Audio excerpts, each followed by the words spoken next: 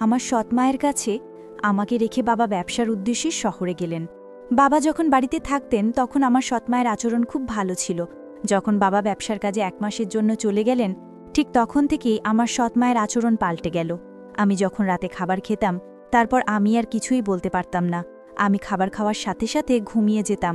এরকম আমার এর আগে কখনো হয়নি। আমি যখনই রাতে খাবার খেতাম, ঠিক তখনই আমি অজ্ঞান হবার মতো পড়ে থাকতাম। আমি সকালে উঠে আমার সৎমাকে জিজ্ঞাসা করলে তিনি বলতেন, এই বয়সে একটু বেশি ঘুম হবেই।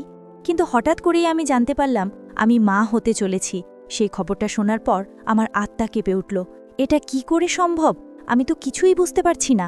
কিন্তু আমি যখন জানলাম আমি কিভাবে মা হতে চলেছি, আর সেটা আমি কোনোভাবেই মেনে নিতে পারছিলাম না। তাহলে আসল ঘটনাটি বলি। আমি যে জায়গায় থাকতাম সেখানে কোনো পুরুষ থাকতো না, আর না আমার কোনো আত্মীয় স্বজন থাকত। তারপরেও একদিন আমি জানতে পারলাম যে আমি মা হতে চলেছি। এটা শুনে আমার দম বন্ধ হয়ে আসছিল, কিন্তু আমি বুঝতে পারলাম না যে এটা কি করে সম্ভব হলো। কিন্তু আমি কিভাবে মা হলাম সেটা জানার জন্য আমি ব্যাকুল হয়ে উঠলাম। আমার নাম ঝুমা। আমি আমার নামের মতোই সরল ছিলাম, কিন্তু আমার এই সরলতার অস্তিত্বের জন্য আমি অনেক বড় শাস্তি পেয়েছিলাম। সমস্যায় ভরে উঠল আমার জীবন, আর আমি বুঝতেও পারিনি আমি বোকা ছিলাম, যার উপর দিন রাত অত্যাচার হতো, কিন্তু সেটা আন্দাজও করতে পারিনি আমি। যখন 12 বছর বয়সী ছিলাম, আমার মায়ের একটা অদ্ভুত রোগ হয়। হঠাৎ করেই তার অর্ধেক শরীর কাজ করা বন্ধ করে দিয়েছিল। মা দেখতে দেখতেই হঠাৎ বিছানায় পড়ে গেল। এরকম অবস্থায় আমাদের সাহায্য করার জন্য আমার মায়ের সৎ বোন রাজি হয়েছিল। সেই মায়ের খেয়াল রাখত আর ভর সামলে রাখত। আমার বাবা শহরের ধনী ব্যক্তিদের একজন ছিলেন, কিন্তু তিনি তার প্রচুর অর্থ খরচ করেও আমার মায়ের চিকিৎসা করে তাকে সুস্থ করতে পারেননি। আমার মা 2 বছর অসুস্থ থাকার পর এই পৃথিবী ছেড়ে চলে গেছেন। ফলে বাবার খুব মন খারাপ হয়ে থাকত। এখন আমাদের বাড়িতে মাসির থাকাটা খুব জরুরি হয়ে গিয়েছিল। তাই এই সমাজকে চুপ করাতে আমার বাবা শাহানা মাসিকে বিয়ে করে নিলেন। শাহানা প্রথমে বিয়ে করলেও তার শ্বশুরবাড়ির লোকজন তাকে ব্যভিচারের অভিযোগ এনে বাড়ি থেকে বের করে দেয়। এভাবে তিনিও আশ্রয় পান। তিনি একজন ভালো মহিলা ছিলেন। 3 বছর ধরে তিনি আমার মায়ের অনেক যত্ন নিয়েছেন। আমার সমস্ত কাজগুলো মাসিমা করে দিত। এখন বড় হয়েছি, নিজের কাজ নিজেই করে থাকি। যাওয়ার আগে মা বাবাকে বলেছিল আমার ভালোভাবে যত্ন নিতে। যদিও আমার বাবা সবসময় আমাকে অনেক স্নেহ করতেন, কিন্তু আমার মা চলে যাওয়ার পর তার জীবন যেন আমার মধ্যেই আটকে যায়। সে বারবার শাহানাকে বলতো আমার খুব খেয়াল রাখতে। দিনে অনেকবার বাবা জিজ্ঞেস করতেন সময় মতো খাবার খেয়েছে কিনা, ড্রাইভার কি আমার সময় মতো স্কুল থেকে বাড়ি নিয়ে এসেছে। একদিন আমার বাবাকে একটা গুরুত্বপূর্ণ কাজের জন্য কয়েকদিনের জন্য বাইরে যেতে হয়েছিল, এবং তিনি খুব চিন্তিত ছিলেন।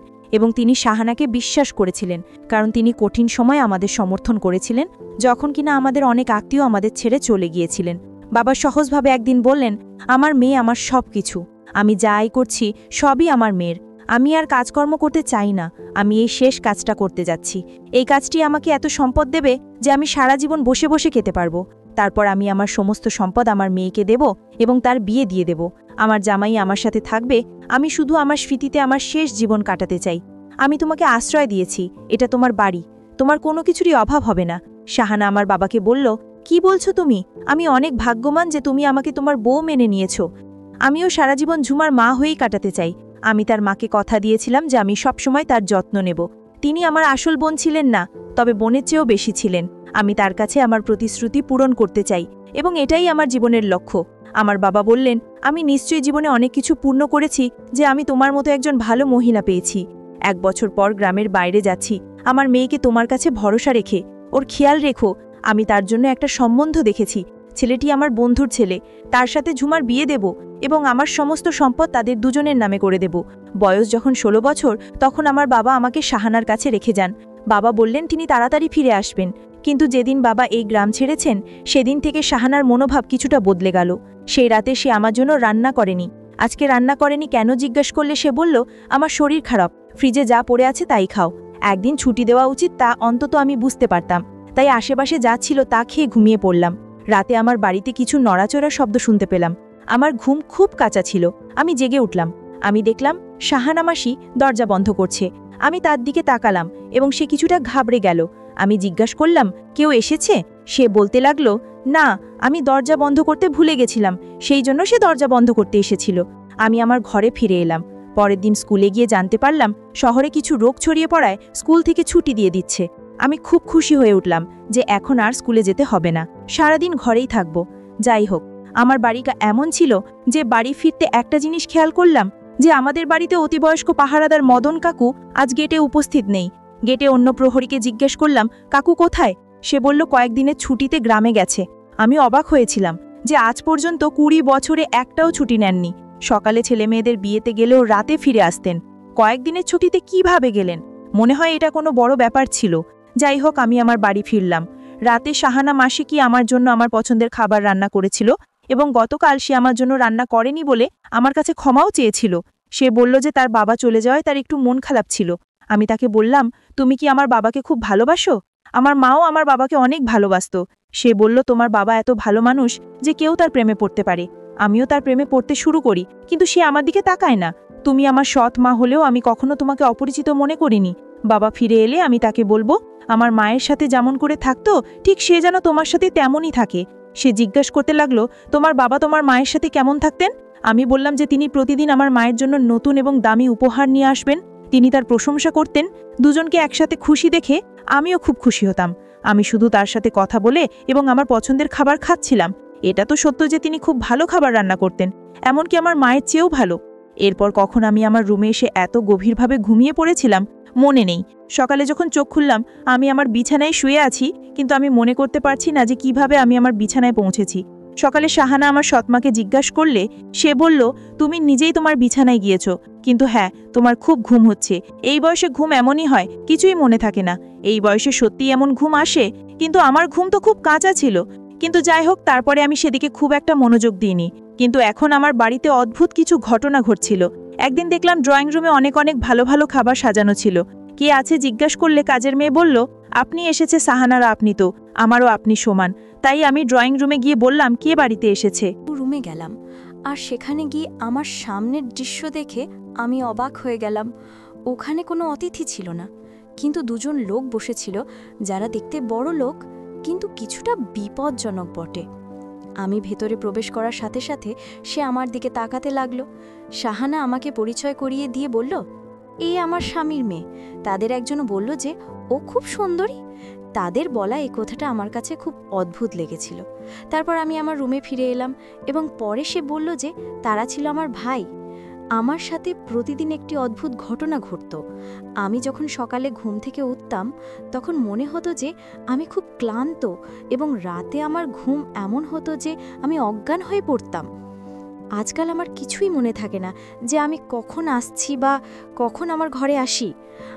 একদিন হঠাৎ আমি অসুস্থ হলাম, বমি বমি ভাব এবং মাথা ঘোরা শুরু করলো। আমি ভয় পেয়েছিলাম যে আমিও সেই রোগে আক্রান্ত হতে পারি যেটি আজ সারা এলাকায় ছড়িয়ে পড়েছে। আমি সৎমাকে জিজ্ঞাসা করলে জানালে সঙ্গে সঙ্গে ডাক্তারকে ডেকে পাঠায়। ডাক্তার বাড়ি এসে আমাকে চেক আপ করলেন। তিনি আমার রক্তের নমুনা নিয়েছিলেন এবং বলেছিলেন যে পরীক্ষা করার পরে তিনি রাতে পরীক্ষার ফলাফল জানাবেন। তিনি আমাকে কিছু ওষুধ দিয়ে চলে গেলেন। সে ফোন নিয়ে আমার সামনে দাঁড়িয়েছিল। হঠাৎ কিছু অদ্ভুত কথা বলতে লাগলো, না এটা হতে পারে না। ডাক্তারবাবু বললেন নিশ্চয়ই কিছু ভুল হয়েছে, এটা হতে পারে না। আমি চিন্তায় পড়ে গেলাম যে আমার রিপোর্টে কি বনে এসেছে। সে হঠাৎ ফোন কেটে দিল এবং আমার দিকে এমনভাবে এগিয়ে আসছে যেন আমাকে শোনানোর জন্য খুব খারাপ খবর আছে। আমারও মন খারাপ হয়ে গেল। আমি জিজ্ঞেস করলাম, ডাক্তার কি বলছেন? তারপর সে বলতে লাগলো যে ডাক্তার কি বলছেন সেটা পরের কথা, আগে বল তুমি এটা কিভাবে করতে পারলে? তুমি তোমার বাবার সম্মানের কথা চিন্তা করলে না? তুমি কিভাবে করতে পারলে এটা? এখন সে ফিরে এলে আমি কি জবাব দেব? আন্টি কিসের কথা বলছে? আমি কি করেছি কিছুই বুঝতে পারছি না। ডাক্তার তোমাকে কি বলেছে আর তুমি আমার সাথে এভাবে কথা বলছো কেন? আমি তো কিছুই করিনি। ডাক্তার বলেছে তুমি মা হতে চলেছি। তার এইটুকু বলায় আমার মাথায় মনে হলো আকাশ ভেঙে পড়ল। আমি হতবাক ছিলাম, এটা কিভাবে হতে পারে? আমি জানতাম না আমার কি হয়েছে। আমি এমন কোনো পাপ করিনি। আমি চিৎকার করে কাঁদতে লাগলাম, যেটা মিথ্যে। ডাক্তারের কিছু ভুল হয়েছে। শাহানা বলেন ডাক্তারের সঙ্গে হয়তো কিছু ভুল বোঝাবুঝি হয়েছে, সেই জন্য কালকে আমরা অন্য ডাক্তারের কাছে যাব। হঠাৎ তার মনোভাব বদলে গেল। পরের দিন আমাকে অন্য এক ডাক্তারের কাছে নিয়ে যাওয়া হলো। তিনিও বললেন আমি মা হতে যাচ্ছি, কিন্তু আমি এমন কোনো ভুল করিনি। তাহলে আমার কি হলো? আমি পুরোপুরি বিচলিত হয়ে পড়লাম। দিন রাত কাটতে লাগলাম। আমরা ডাক্তারকে বলেছিলাম যে আপনি কি এর কোনো সমাধান করতে পারবেন?